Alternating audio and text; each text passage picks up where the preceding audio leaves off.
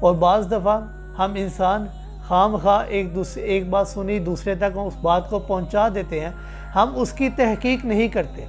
ایسا آدمی جو بلا تحقیق سنی سنائی باتوں کو لوگوں تک پہنچا دیتا ہے، ایسے آدمی کے متعلق نبی کریم صلی اللہ علیہ وآلہ وسلم نے فرمایا کفا بالمرء کاذبا ان یحدث بکل ما سمع، آدمی کے جھوٹے ہونے کے لیے اتنی بات کافی ہے کہ انسان ہر سنی سنائی بات کو بلا تحقیق دوسرے لوگوں تک پہنچا دیتا ہے۔ ایسے ہی جھوٹی قسم کھانا، جھوٹی گواہی دینا۔ حضرت عبداللہ ابن عمر رضی اللہ تعالیٰ عنہ فرماتے ہیں کہ ایک دفعہ سرور کائنات صلی اللہ علیہ وآلہ وسلم ہمیں کبیرہ گناہوں کے متعلق ارشاد فرما رہے تھے۔ نبی کریم صلی اللہ علیہ وآلہ وسلم نے فرمایا الاشراک باللہ وعقوق الوالدین وشہادۃ الزور الکبائر۔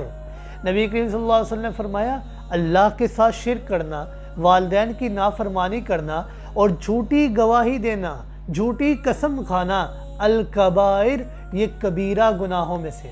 یہ کوئی چھوٹا گناہ نہیں جھوٹ بولنا، یہ عام گناہ نہیں ہے، یہ بلکہ کبیرہ گناہوں میں سے ایک کبیرہ گناہ ہے۔